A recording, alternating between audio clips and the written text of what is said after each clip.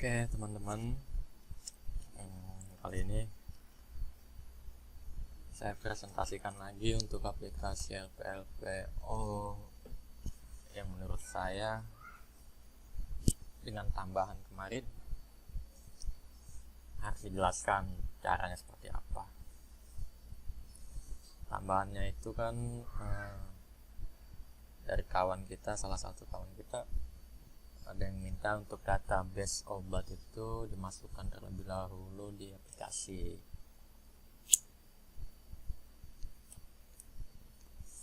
Oke, untuk mempersingkat waktu, langsung aja kita buka aplikasinya ya.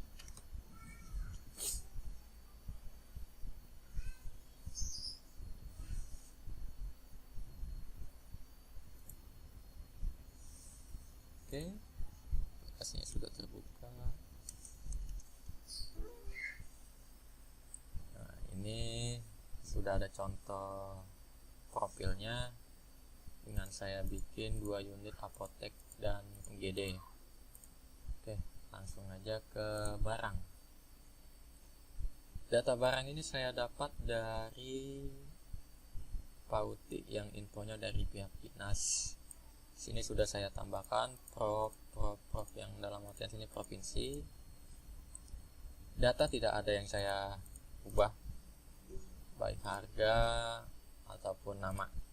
Hanya saja merapikan satuan-satuan. Ya kadang ada yang tulisannya kecil, pieces kecil, tablet ada yang tablet doang, nggak pakai T, kurang T belakangnya.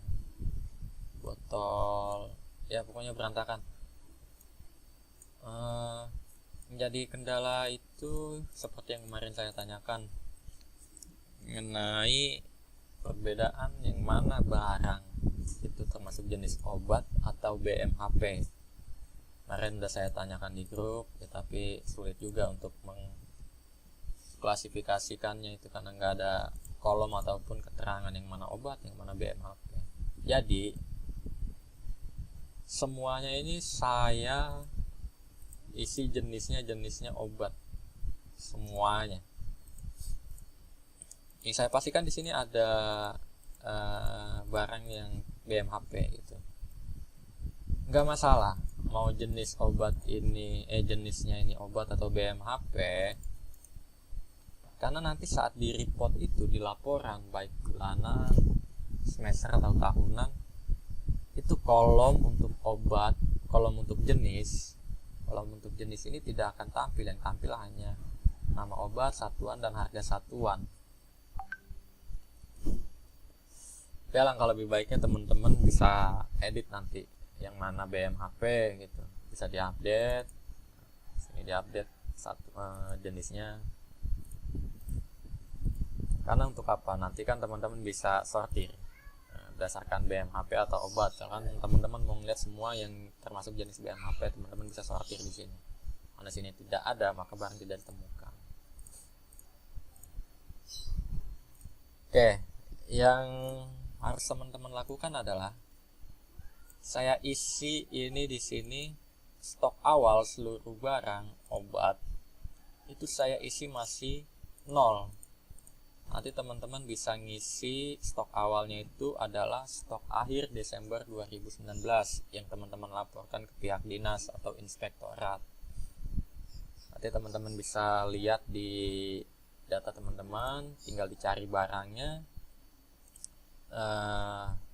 Dari barangnya misalkan amoxicillin, tidak ada ya.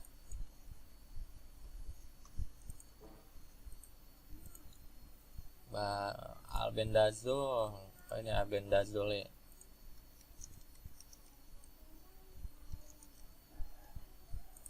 Cari, jadi setelah ketemu teman-teman bisa update stok barangnya, stok awal di tahun 2019 lalu itu berapa stok akhirnya. Oke, saya ambil contoh aja ya. Sini saya update stok awalnya menjadi, ternyata stoknya kemarin di 2019 stok akhirnya 100. Saya update. Oke, setelah diupdate, stok awal menjadi 100, stok akhirnya pun akan menjadi 100. Di sini belum ada transaksi ya, masih kosong. Dan perubahannya lagi adalah di aplikasi ini, untuk di menu-menu seperti barang, receipt, delivery, return, mutasi, pengeluaran pustu, untuk harga itu saya pakai 10 desimal di belakang koma, karena yang saya lihat harga satuannya itu ada yang mencapai 8 digit di belakang koma. Jadi saya siapkan 10 digit untuk antisipasi, karena seperti kita tahu beberapa waktu lalu untuk laporan yang 2019 Pak Uti sendiri sempat nanya kan, sempat ada kekeliruan masalah 2 digit koma itu. Nah, menurut saya itu vital juga, riskan gitu. Jadi lebih baik saya siapin 10 digit belakang koma.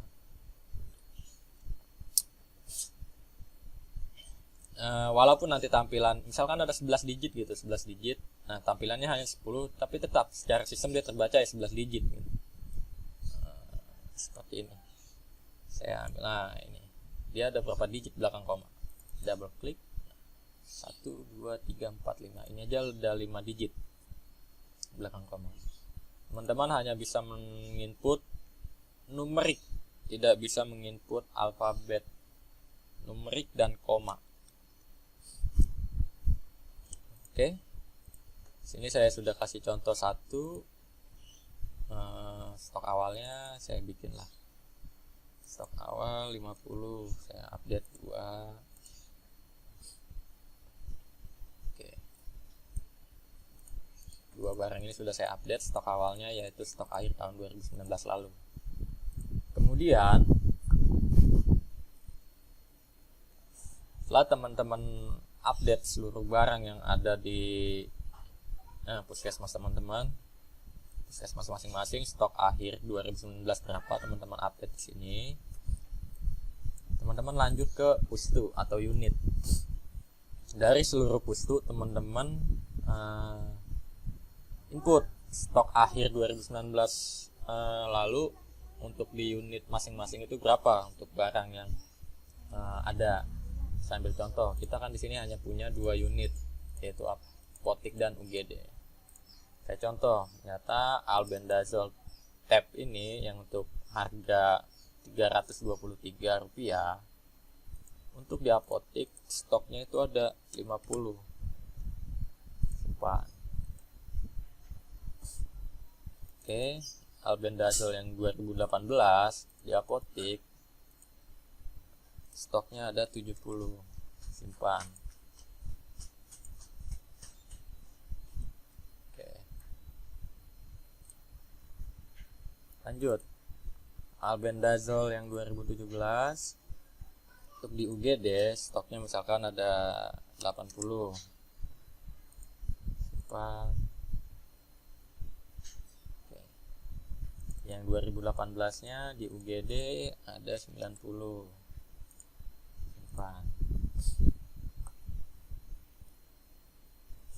Kita sudah mengisi untuk masing-masing unit untuk 2 barang ya.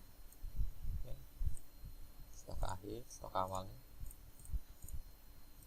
Lanjut ke teman-teman harus input ya, input dari mulai Januari. Makanya saya bilang juga semakin lama akan semakin berat PR-nya gitu, banyak yang harus dikerjakan nantinya. Tapi untuk kedepannya saya jamin akan lebih mudah dan nggak makan banyak waktu. Teman-teman harus input permintaan barang pada Januari itu berapa.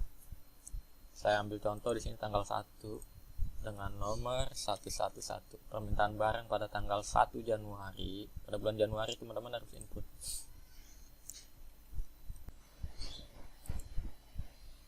Kita cari barangnya. Misalkan di sini kita order 30. Oke. Ini order kita 20. Oke.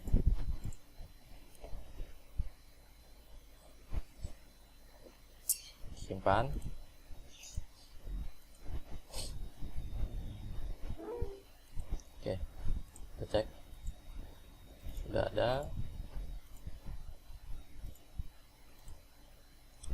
Selanjutnya kita receipt. Permintaan barang nomor 111. Kita bikin tanggal 2 Januarinya misalkan. Nomor permintaannya, penerimaannya 111, penyerahannya 111. Dinkes bulan 1 20. Yang menyerahkan dari dinas ini. Oke. Oh iya, saya lupa harganya berapa ya. 323 dan 463.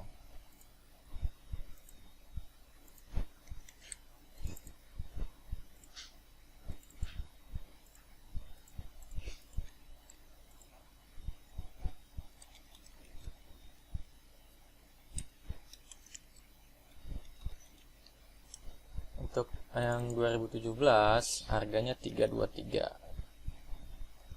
Kalau kita isi 324, coba dia nggak akan mau karena harganya sudah berbeda. Oke. 463. Oke. Volumenya ini sudah harganya. Nah, untuk di surat BAP itu saya kasih hanya 2 digit desimal di belakang koma. Tapi secara nilai dia akan tetap sesuai berapa digit yang ada di belakang koma.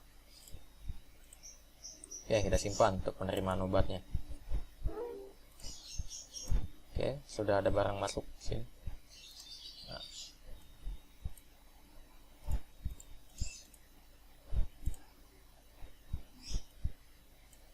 30 dan 20. Stok akhirnya jadi 130 dan 70. Kita lihat di stok.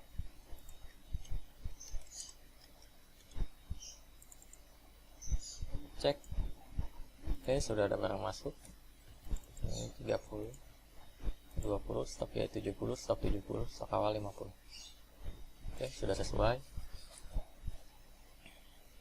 Oke. Kita lanjut. Setelah itu kita delivery, misalkan kita delivery ke untuk tanggal 3 misalkan. Permintaan ini adalah permintaan dari unit atau pustu, misalkan yang minta adalah apotik, APT PKM 2020. Penyerahannya BAP, penyerahan kita ke apotik, puskesmasnya apotek. Oke. Nah, ini di sini. Untuk pengiriman barang, obat atau barang ke unit atau pustu, apabila barangnya saat kita pilih ini, maka yang muncul adalah barang yang ada di unit atau pustu yang kita pilih, puskesmas yang kita pilih. Apabila belum ada, maka kita harus tambahkan dulu di barang pustu sini. Apabila di pengiriman sini belum ada barangnya, saat kita pilih apotek, maka akan muncul barang apotek saja. Begitu. Dan apabila belum ada, maka kita harus tambahkan dulu di menu pustu. Oke, lanjut. Kita pengiriman 12 tanggal 3 misalkan. Permintaan 11 APT strip PKM Romawi 1 2020. Penyerahan nomor BAP yang kita buat. Oke, stok yang terlihat di sini adalah bukan stok barang di puskesmas. Stok yang terlihat di sini adalah stok yang ada di unit atau pustu. Fungsinya untuk apa? Agar kita nggak bolak-balik ngecek barangnya di menu pustu. Jadi saat kita pilih barang seperti ini, kita pilih stok ini adalah stok yang ada di unit atau pustu yang kita pilih. Jadi kita bisa tahu, oh barangmu masih banyak, kok sudah minta lagi gitu. Tanpa harus kita bolak-balik ke menu pustu untuk mengecek barang stoknya. Oke, misalkan dia minta 10 untuk yang 2017. Oke, yang 2018 mereka minta 15. Kita kirim ke apotek, simpan. Oke, sudah. Di menu barang barang puskesmas sudah keluar, berarti akan mengurangi stok di puskesmas. Sedangkan di unit pustu ada barang masuk, yaitu untuk di apotek 10 dan 15, maka akan menambahkan stok di apotek. Seperti itu. Oke, kita lihat stoknya di puskesmas terlebih dahulu. Oke, sudah ada barang keluar kah? Oke, sudah ada barang keluar. Ini nomor notanya, keterangannya, keluar 10, stok air jadi 120. Tahun 2018, nah ini keluar 15 jadi 50. Sekarang kita cek di Puskesdes unit atau pustu. Kita pilih yang apotek misalkan. Karena tadi sudah ada barang masuk, harusnya sini nanti ada masuk. Nah, sini udah ada masuk 10, jadi stoknya bertambah jadi 60. Oke, ada masuk 15, stok bertambah jadi 85. Kalau untuk di UGD dia belum ada, masih stok awal, maka stok air pun akan sama. Oke, delivery sudah. Retur ya enggak usah lah, saya akan singkat returannya. Apabila ada retur gitu, NG atau expired. Ini dari puskesmas ke kabupaten, ini dari Puskesdes ke puskesmas, dari unit pustu atau ke unit atau pustu ke puskesmas. Tapi apabila retur unit atau pustu di puskesmas ini, kita nggak usah input lagi, nah sudah tercatat nanti, jadi nggak ada double input. Mutasi pun sama. Ini mutasi ini adalah perpindahan barang yang dari satu unit atau pustu ke unit atau pustu lain nih.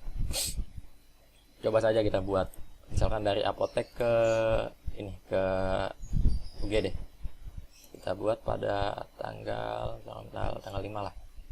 Mutasi 111. Puskesmas awalnya apotek, tujuannya adalah UGD. Ya, kalau apotek ke apotek nggak akan bisa. Sama apabila di sini pilih UGD, dia nggak akan bisa. Ya, dari apotek ke UGD. Oke, stok yang tampil juga di sini adalah stok yang ada di apotek. Untuk albendazole tab 2017. Kita mutasi ke UGD 10. Oke, tambah. Yang 2018 kita mutasi 15. Oke, setelah itu kita simpan. Oke.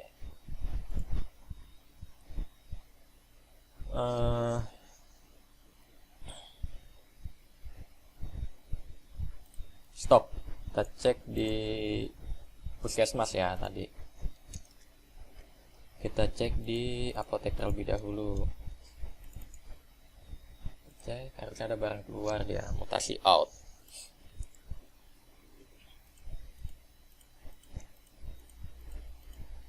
Mutasi out 10, yang itu keluarnya ke UGD. Akan kembali stok awal. Oke, stoknya jadi 70 lagi.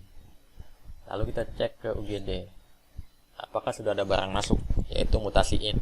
Nah, sini sudah ada mutasi in 15, ditambah dari awalnya 90 tambah 15 jadi 105. Ini ada 10, 80 tambah 10 jadi 90 atau stoknya. Oke, dengan kondisi seperti ini harusnya kita coba untuk membuat laporan bulanan.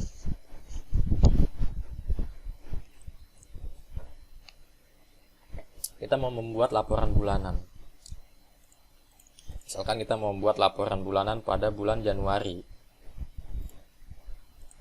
Untuk membuat laporan bulanan ini tahun 2020 bulan Januari.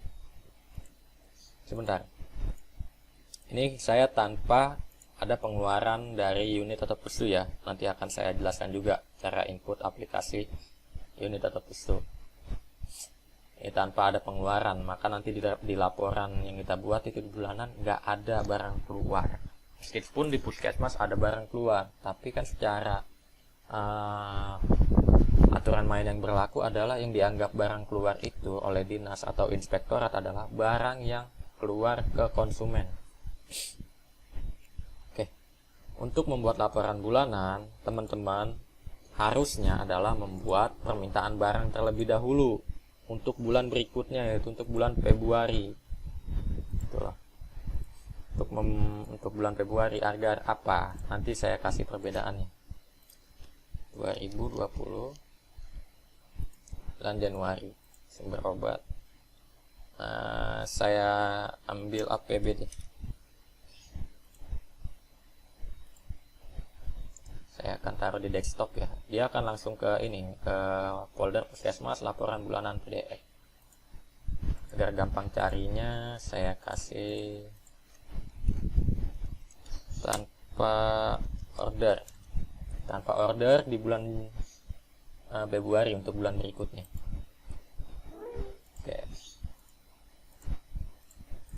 Ini laporan Januari 2020 tanpa order. Ini APBD semua yang saya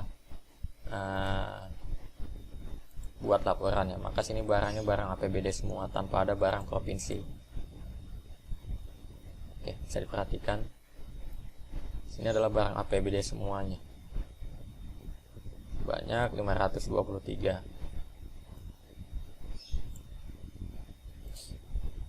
Oke.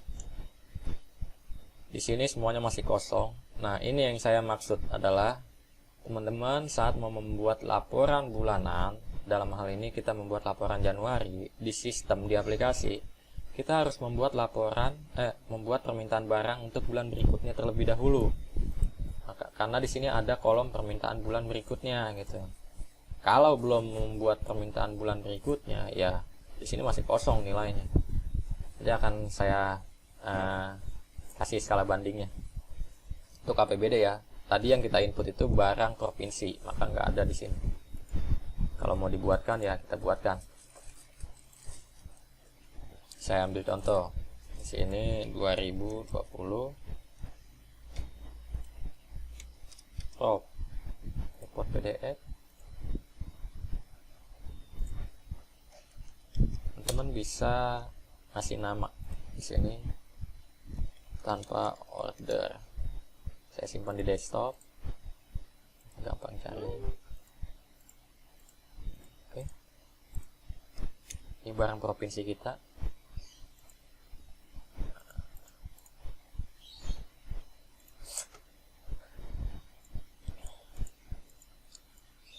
Stok awal adalah stok secara keseluruhan, baik di puskesmas, di apotek maupun di UGD. Stok awalnya ini. Obat masuk adalah obat yang dikirim dari kabupaten ke puskesmas. Persediaan obatnya adalah stok awal ditambah obat masuk, akan menjadi 260, 230 tambah 30, 260, 210 tambah 20, 230. Obat luar, karena kita belum input pengeluaran unit atau pustu, maka masih kosong. Stok airnya ya masih ini 260 karena belum ada keluaran. Retur pun tidak ada. Ini permintaan untuk bulan berikutnya masih kosong. Nanti saya coba, ini saya hapus untuk yang APBD. Ini yang provinsi, biar nggak bingung. Oke. Kita coba bikin order tanggal untuk bulan Februari ya. Bulan Februari nomor order 222. Volumenya kita minta misalkan 50. Tambah untuk yang 2018 60. Simpan untuk bulan Februari. Oke. Oh, sorry. Setelah kita membuat order, baru kita membuat laporan bulanan. Bulan Januari provinsi.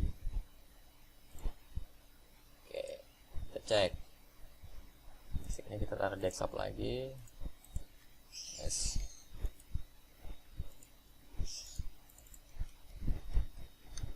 Dengan order. Oke.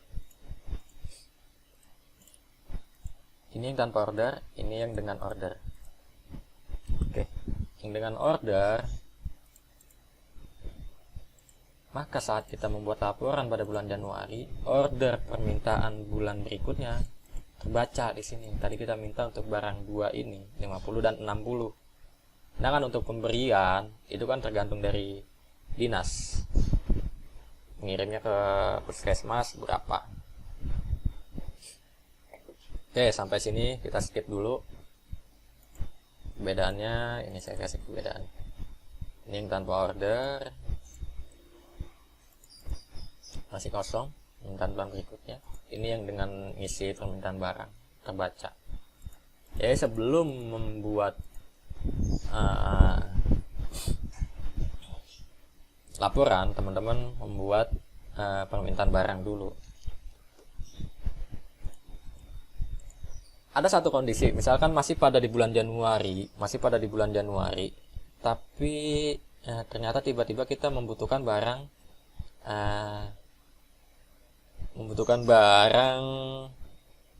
yang ternyata barang di kita itu udah habis gitu. Kondisinya seperti ini. Kita pada bulan Januari sudah kehabisan barang, maka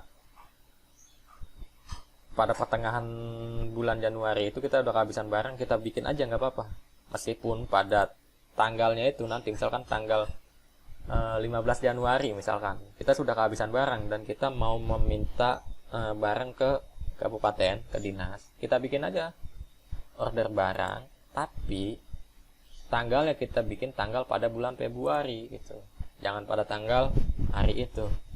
Maka nanti kita terbaca di laporannya itu terbaca untuk bulan berikutnya, karena kita inputnya di sini bulan Februari.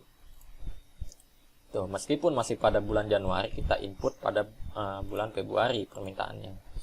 Seperti itu loh. Oke, lanjut. Saya keluarin dulu aplikasinya. Sebentar. Selanjutnya adalah ini, kita copy dulu ke desktop deh. Ini dia aplikasi unit atau pustu. Sebenarnya dilemanya adalah di aplikasi unit atau pustu, karena aplikasi LPLPO untuk puskesmas ini sangat-sangat berkorelasi ya, dalam artian kata membutuhkan data yang benar-benar tepat dari aplikasi unit atau pustu. Yang dibutuhkan sebenarnya simpel, yaitu hanya pengeluaran dari unit atau pustu. Jadi masalah adalah jangan sampai ada data atau nama barang yang di input di aplikasi unit atau pustu itu yang berbeda. Pada presentasi waktu lalu itu saya mempresentasikan aplikasi unit atau pustu itu kan sama seperti tampilan dari aplikasi LPLPO puskesmas, tapi kendalanya adalah yang menurut hemat saya itu adalah di fasilitas yang tersedia di masing-masing puskesmas itu. Teman-teman juga sempat bilang kan, ya untuk unit sendiri aja terbatas gitu yang mempunyai laptop fasilitas itu, apalagi untuk di pustu gitu, siapa operatornya yang mau input. Jadi solusinya adalah saya buatkan aplikasi sederhana gitu, sistem input sederhana, tapi yang insya Allah bisa maksimal gitu, bisa sesuai dengan catatan di aplikasi LPLPO puskesmas gitu. Yang menginput nanti saya harapkan adalah ya PO gitu, nanti dari unit atau pustu mereka menyerahkan laporan berupa kertas atau hard copy mereka gitu, barang-barang pengeluaran mereka pada bulan tersebut.